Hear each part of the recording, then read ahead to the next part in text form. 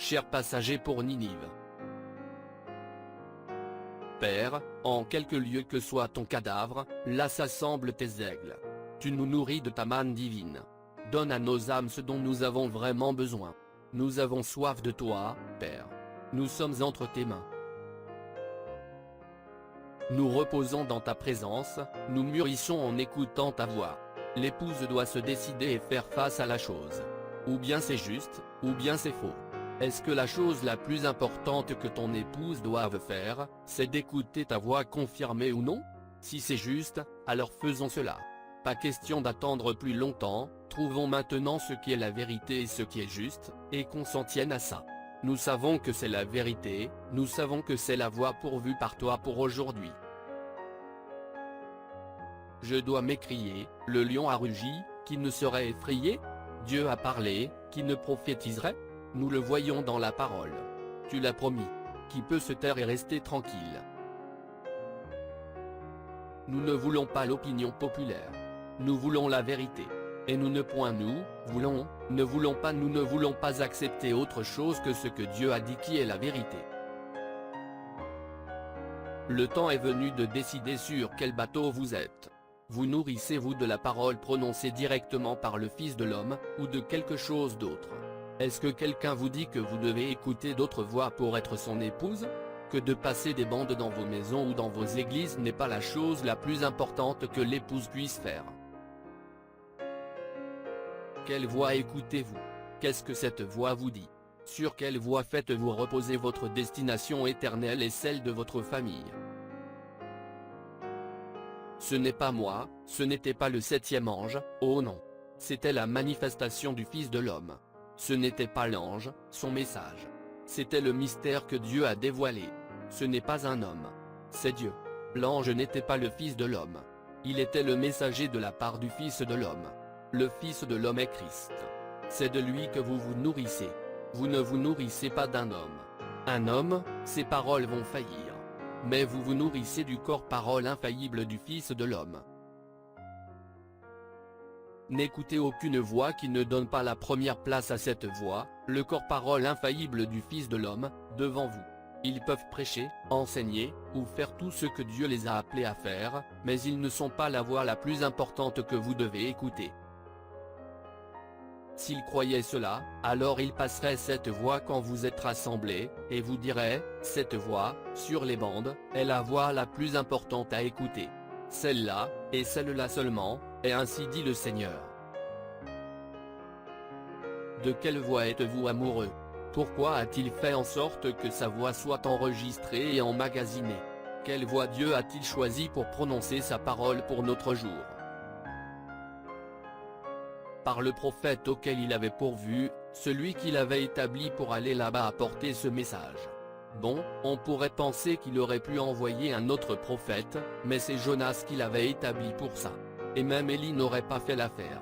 Jérémie n'aurait pas fait l'affaire, Moïse n'aurait pas fait l'affaire. C'est Jonas qui devait aller à Ninive, un point, c'est tout. Il l'a commissionné et il lui a dit d'y aller.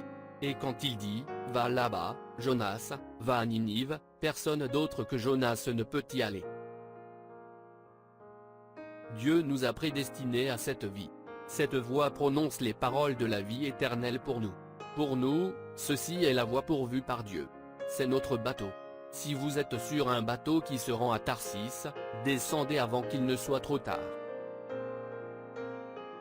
Si vous vous êtes demandé, ou que vous avez quelques questions que ce soit dans votre cœur, vers où aller, ou que faire, venez vous joindre à nous. Embarquez avec nous sur le bateau. Nous allons à Ninive, pour crier. Nous laissons ce bateau pour Tarsis y aller s'ils le veulent. Nous avons un devoir envers Dieu, un message dont nous sommes responsables. Je ne dis pas que si vous fréquentez une église qui ne passe pas les bandes, qu'il s'agit d'un bateau pour Tarsis. Mais si qui que ce soit ne présente pas la voix de Dieu sur les bandes comme étant la voix la plus importante que vous devez écouter, vous feriez mieux de vérifier qui se trouve à la barre de votre navire, et où se rend votre navire. Je vous invite à vous joindre à nous dimanche, à midi, heure de Jeffersonville, alors que le capitaine de notre navire parlera et nous apportera le message, un homme qui fuit la face de l'Éternel. Commençons ce réveil comme il faut. C'est ça. Qu'est-ce que vous attendez? Nous croyons que la venue du Seigneur est proche, et qu'il aura une épouse, et qu'elle sera prête. Nous ne voulons pas de bateau pour des Tarsis. Nous allons à Ninive. Nous allons dans la gloire. Amen. C'est vrai. Nous allons là où Dieu va bénir, et c'est ce que nous voulons faire. Joseph Branham.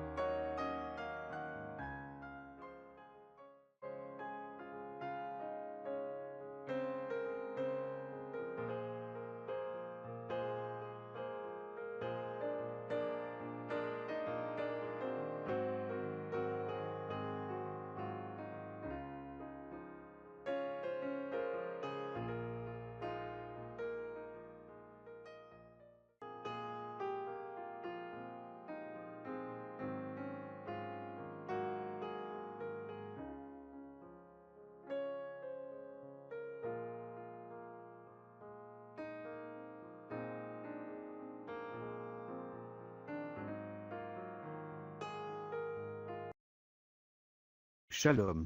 Si cette vidéo a été une bénédiction pour votre vie, aimez, partagez et abonnez-vous à notre chaîne YouTube. Dieu te garde, chers frères et sœurs. Quiero amarte, Señor, y sentir la paz excelsa de tu amor. Quiero